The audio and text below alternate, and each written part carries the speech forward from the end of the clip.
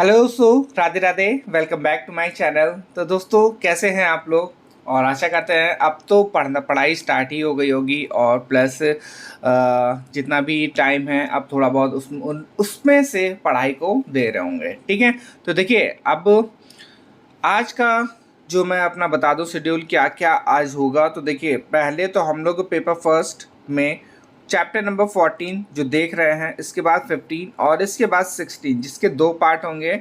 इसमें हम लोग थ्योरी पार्ट देखेंगे, इस पे हम लोग एमसीक्यूज को देखेंगे। ठीक है, क्योंकि थोड़े से ज़्यादा क्वेश्चन हैं उस पर, और प्लस एमसीक्यू ये थ्योरी भी ज़्यादा है। ठीक, तो ये तो हमारा हो गया आज का। ठीक है, इसके अलावा अगर टाइम मिलता है तो उसका मतलब कि जो पेपर सेकंड है उसको भी स्टार्ट कर देंगे। ठीक है, चलिए अब हम लोग स्टार्ट करते हैं आज का चैप्टर, जो कि है शिक्षा कमीशन, कोठारी आयोग और 1964 से 66। ठीक, सबसे पहले हम लोग थ्योरी देखेंगे, फिर इसके बाद हम लोग एमसीक्यूज को देखेंगे। चलिए देखते हैं।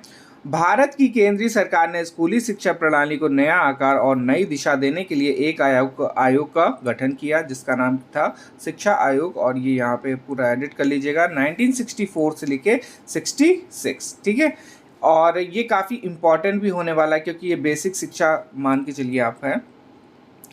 फिर इसके बाद है शिक्षा आयोग 1966 से 5 का गठन जो है डॉक्टर दौलत सिंह कोठारी की अध्यक्षता में हुआ था। ठीक है, तो ये भी याद रखिएगा। फिर है शिक्षा आयोग 1964 से 66 की अध्यक्षता डॉक्टर दौलत सिंह कोठारी ने की थी, और इसीलिए इसको क्या बोलते हैं, कोठारी आयोग भी कहा जाता है। फिर है देखिए कहीं कहीं इसको शॉर्ट में भी लिखा होगा डीएस कोठारी। ठीक है, तो इसको याद पूरा नाम भी याद रखिएगा, दौलत सिंह कोठारी। फिर है इस पे दिया गया है इनको 1964 में विश्वविद्यालय अनुदान आयोग के अध्यक्ष थे। ठीक है, ये भी याद रखिएगा कि अध्यक्ष कब थे ये 1964 में थे। फिर दिया गया है कोठारी आयोग भारत का एक ऐसा पहला शिक्षा आयोग था जिसने अपनी रिपोर्ट में सामाजिक बदलावों को ध्यान में रखते हुए ठोस सुझाव दिए। फिर दिया है कोठारी आयोग ने अपनी रिपोर्ट 29 जून, ठीक है अभी बस कुछ दिनों बाद ये प्रस्तुत भी हो जाएगी, 29 जून 1966 को प्रस्तुत की थी। ठीक है, तो अभी समझ लीजिए रिपोर्ट बन रही है, 29 तारीख को रिपोर्ट प्रस्तुत हो जाएगी। फिर इस पे बताया गया कोठारी आयोग की इस रिपोर्ट में 23 संस्तुतियां थीं। ठीक है, तो दो चीज यहाँ पे इंपॉर्टेंट है, क्या क्या, एक तो डेट हो गई 29 जून 1966 को, और इसमें संस्तुतियां कितनी थी, 23 थी। फिर है दौलत सिंह, जो डॉक्टर दौलत सिंह कोठारी प्रथम प्रधानमंत्री जवाहरलाल नेहरू की विज्ञान नीति के सदस्यों में से एक थे। फिर है इनका तत्कालीन रक्षा मंत्री के वैज्ञानिक सलाहकार रहे, और राष्ट्रीय शिक्षा आयोग 1964-66 गत एक शताब्दी से शिक्षा आयोग की श्रृंखला का छठा आयोग था ये। ठीक है, चलिए फिर आगे दिया गया है इस पे राष्ट्रीय शिक्षा आयोग जो है पहला आयोग था जो प्राथमिक माध्यमिक उच्च स्तर सभी को लेकर जांच व सुझाव देने के लिए बनाया गया था। ठीक है, तो पहला आयोग था किस लिए, क्योंकि ये तीनों स्तर की शिक्षा के लिए बनाया गया था। ठीक है, फिर दिया गया यहाँ पे राष्ट्रीय शिक्षा आयोग के सुझावों से 1968 में राष्ट्रीय शिक्षा नीति अस्तित्व में आई। ठीक है, और फिर इसके बाद बताया गया राष्ट्रीय शिक्षा आयोग ने नारी शिक्षा की वित्तीय समस्याएं, शिक्षण जागरूकता आदि बिंदुओं पर गहनता से अध्ययन किया। फिर है राष्ट्रीय शिक्षा आयोग का सुझाव था कि समान पाठ्यक्रम के द्वारा बालक बालिकाओं को विज्ञान और गणित की शिक्षा दी जाए। ठीक है, तो ये देखिए ये भी काफ़ी इंपॉर्टेंट है, इससे भी क्वेश्चन आपका पूछा जा सकता है। फिर इसके बाद दिया गया 25% से माध्यमिक स्कूलों को व्यावसायिक स्कूलों में बदलने का सुझाव कोठारी आयोग ने दिया।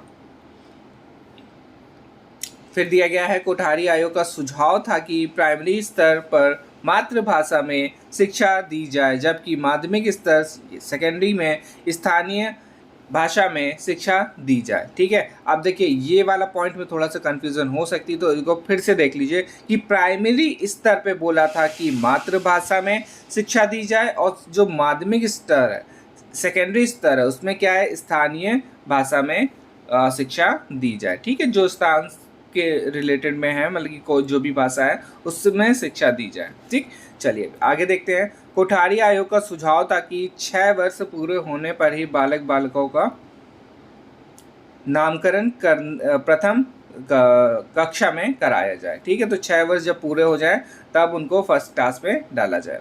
फिर दिया गया है कोठारी आयोग का सुझाव था कि विषय विभाजन कक्षा 9 के बदले कक्षा 10 के बाद हो। ठीक, फिर दिया गया है कोठारी आयोग का सुझाव था कि माध्यमिक विद्यालयों को उच्च एवं उच्चतर विद्यालयों में विभाजित किया जाए, और कोठारी आयोग ने शिक्षकों की आर्थिक, सामाजिक, व्यावसायिक स्थिति को सुधारने की सिफारिश की। फिर इसके बाद है कोठारी आयोग का सुझाव था कि शिक्षा के पूर्ण निर्माण में कृषि में अनुसंधान तथा इससे संबंधित विज्ञानों को प्राथमिकता दी जाए, और कोठारी आयोग का सुझाव था कि विश्वविद्यालय में एक ऐसी नीति बनाई जाए जो उच्चतम अंतर्राष्ट्रीय मानकों को प्राप्त करने का उद्देश्य रखती हो। फिर दिया गया है शिक्षा के अनिवार्य अंग के रूप में समाज सेवा व कार्य अनुभव शामिल किया जाए, और कोठारी आयोग में जो सदस्य थे वो 17 थे, जिसपे 6 सदस्य आपके विदेशी थे। ठीक है, 6 आपके विदेशी हो गए और 11 आपके देसी हो जाएंगे। ठीक है, तो विधि याद रखिएगा। फिर इसके बाद दिया गया है कोठारी आयोग ने शिक्षा को उत्पादकता से जोड़ा, और कोठारी आयोग ने 29 जून 1966 को जो रिपोर्ट सरकार को सौंपी उसका शीर्षक एजुकेशन एंड नेशनल डेवलपमेंट था। ठीक है, तो ये भी याद रखिएगा। ठीक है, जो रिपोर्ट सौंपी थी उसका जो शीर्षक था, ठीक है, क्या था? Education and national development.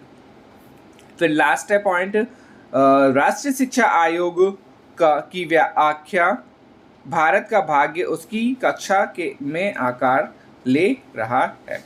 ठीक है, तो ये हमारे कुछ इंपॉर्टेंट पॉइंट्स हैं। ठीक है, इससे भी आपके क्वेश्चन एग्जाम में पूछे जा सकते हैं। आप चलिए हम लोग देखते हैं इसके एमसीक्यूज को। तो देखिए, सबसे पहला क्वेश्चन दिया गया, कोठारी आयोग का गठन कब किया गया था? 14 जुलाई 1964 में, या फिर 16 सितंबर 1964, या फिर 26 जुलाई 1964, या फिर 29 सितंबर 1964। तो इसका आंसर हो जाएगा ए ऑप्शन, 14 जुलाई 1964। फिर है कोठारी आयोग को अन्य किस नाम से जानते हैं? राष्ट्रीय शिक्षा आयोग, भारतीय शिक्षा आयोग या फिर विश्वविद्यालय आयोग। तो इसका आंसर हो जाएगा ए ऑप्शन। फिर दिया गया कोठारी आयोग की अनुशंसा पर राष्ट्रीय शिक्षा नीति कब बनी? 1966, 1967, 1968 या फिर 1969। तो इसका आंसर हो जाएगा सी ऑप्शन, 1968। फिर है कोठारी आयोग का शिक्षा के संदर्भ में क्या सुझाव था? 10+2, 10+3+2, 10+2+3, 10+3+3, 10+2+2।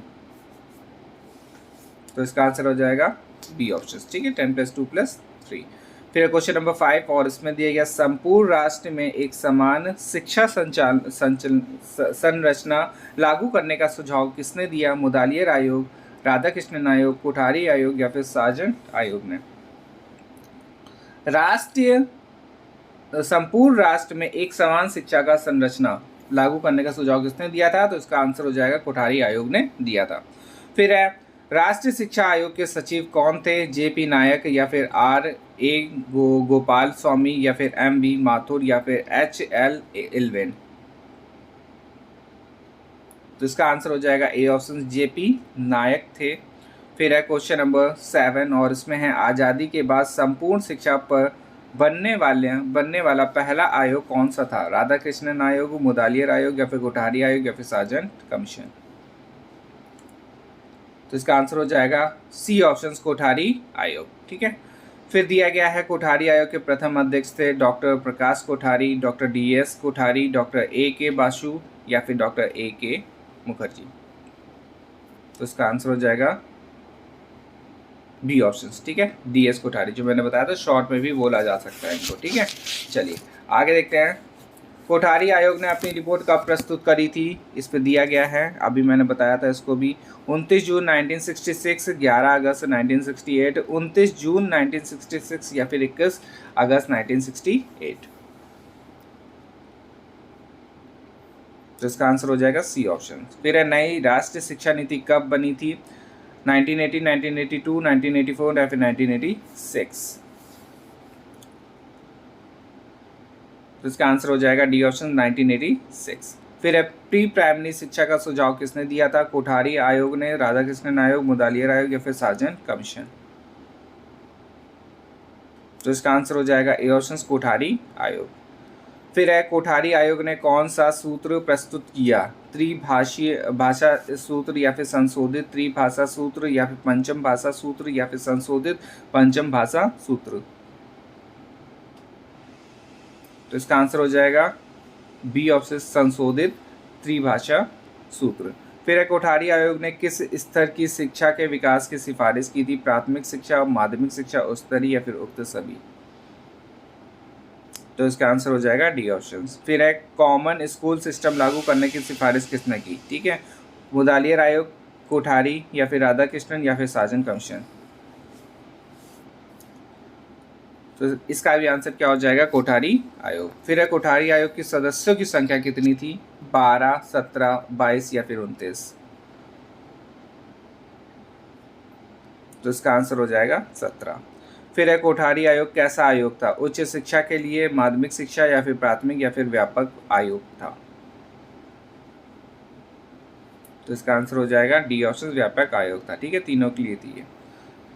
फिर है क्वेश्चन नंबर 17 मिसिंग हो गया इस पे, और 17 वाला मैं ऐसे ही बता दे रहा हूँ। तो इस पर क्वेश्चन दिया गया है कोठारी आयोग के 17 सदस्यों में विदेशी सदस्यों की संख्या कितनी थी? देखो विदेशी पूछा गया है, विदेशी सदस्य कितने थे? ठीक है, तो आपको बताना है कितने थे उस पर। 17 में से कितने थे विदेशी और कितने थे देसी? अभी मैंने बताया, तो विदेशी आपके 6 हो जाएंगे, ठीक है, और जो देसी थे वो कितने हो जाएंगे? 11 हो जाएंगे। ठीक है, तो ये वाला पॉइंट भी आप लोग याद रखिएगा, इससे भी क्वेश्चन आपके पूछे जा सकते हैं। ठीक, चलिए आगे देखते हैं। क्वेश्चन नंबर 18, कोठारी आयोग ने प्रौढ़ शिक्षा किस आयु वर्ग के लिए देने का सुझाव दिया? 15 से 30 वर्ष या फिर 15 से 25 या 15 से 20 या फिर 15 से 18? तो इसका आंसर हो जाएगा ए ऑप्शन। फिर है कोठारी आयोग ने किस उम्र के बच्चों को पहली कक्षा में प्रवेश की सिफारिश की थी? तो 6, 5, 4 या फिर 3? तो इसका आंसर हो जाएगा ए ऑप्शन 6। फिर है कि कोठारी आयोग ने माध्यमिक विद्यालयों को कितने भागों में विभाजित किया है? 2, 3, 4 या फिर 5? तो इसका आंसर हो जाएगा ए ऑप्शन, 2 भागों में विभाजित किया है। फिर है क्वेश्चन नंबर, कोठारी आयोग का मुख्य उद्देश्य क्या था? शिक्षा की गुणवत्ता को उच्च बनाना या फिर प्राथमिक शिक्षा में सुधार लाना या फिर वाणिज्य शिक्षा को बढ़ावा देना या फिर परीक्षाओं के गिरते स्तर को सुधारना?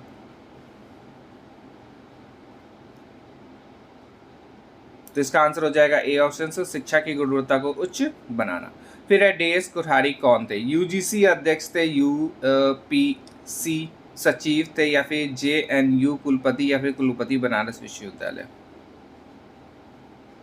इसका आंसर हो जाएगा UGC अध्यक्ष थे। फिर इनका जो कार्यकाल था वो कितना था? 1964 से 68, 1966 से और 64 से 66 या फिर 64 से 65 या फिर 64 से 70? तो इसका आंसर हो जाएगा 1964 से 66। फिर है कोठारी आयोग ने कितने वर्ष की प्री प्राइमरी शिक्षा की सिफारिश की? 1 वर्ष, 1 से 2 वर्ष, 1 से 3, 1 से 4? तो इसका आंसर हो जाएगा सी ऑप्शन 1 से 3। फिर दिया गया है कोठारी आयोग का सुझाव था कि विषय विभाजन किस कक्षा के बाद हो? कक्षा 8 के बाद, कक्षा 9 के बाद, कक्षा 10 के बाद या फिर कक्षा 11 के बाद? और इसका आंसर हो जाएगा सी ऑप्शन, कक्षा 10 के बाद। फिर कोठारी आयोग ने शिक्षकों की किस स्थिति को सुधारने की सिफारिश की थी? व्यावसायिक स्थिति, सामाजिक या फिर आर्थिक या फिर उक्त सभी? तो देखिए तीनों स्थिति की सुधारने की व्यवस्था की थी, व्यावसायिक भी, सामाजिक भी और आर्थिक भी। तो डी ऑप्शन इसका सही हो जाएगा। फिर है क्वेश्चन नंबर 27 और इसमें दिए गए कोठारी आयोग के अनुसार शैक्षिक मानक के निर्धारण के आधार हैं पर्याप्तता, गत्यात्मकता, अंतर्राष्ट्रीय स्तर पर तुलना या फिर उपयुक्त सभी। तो इसका आंसर हो जाएगा डी ऑप्शन। ठीक है, फिर आते हैं क्वेश्चन नंबर 28। किस आयोग ने सर्वप्रथम प्राथमिक शिक्षा का विकेंद्रीकरण किया? ऑप्शन है कोठारी आयोग, मुदालियर आयोग, उच्च शिक्षा आयोग या फिर इनमें से कोई नहीं। तो इसका आंसर हो जाएगा ए ऑप्शन, कोठारी आयोग। फिर दिया गया शिक्षा में कोठारी आयोग का योगदान था शिक्षा प्रणाली में एक रूपता लाना, भारतीय शिक्षा की कमियों को उजागर करना, या फिर भारतीय शिक्षा को हर प्रांत में समान रूप से लागू करना। ठीक है, या फिर उपयुक्त सभी। तो इसका आंसर हो जाएगा डी ऑप्शन। ठीक है, अब देखिए इस वीडियो का लास्ट क्वेश्चन, और इसमें दिया गया है कोठारी आयोग ने संस्तुति की थी। ऑप्शन दिया गया स्वतंत्र एवं अनिवार्य शिक्षा की, या फिर भाषा का विकास, या फिर शैक्षिक अवसरों की समानता, या फिर उपयुक्त सभी। तो इसका आंसर हो जाएगा डी ऑप्शन, उपयुक्त सभी। ठीक है, तो ये हमारा अब चैप्टर नंबर 14 खत्म होता है। ठीक है, तो 14 के अब बाद हमारे पास 2 चैप्टर और बचेंगे, 15 और 16, जो कि आज ही खत्म हो जाएंगे ये भी। ठीक है, तो वीडियो देखिए, देखते रहिए, बहुत सारे आपको हेल्प मिलेगी एग्ज़ाम के टाइम पे भी।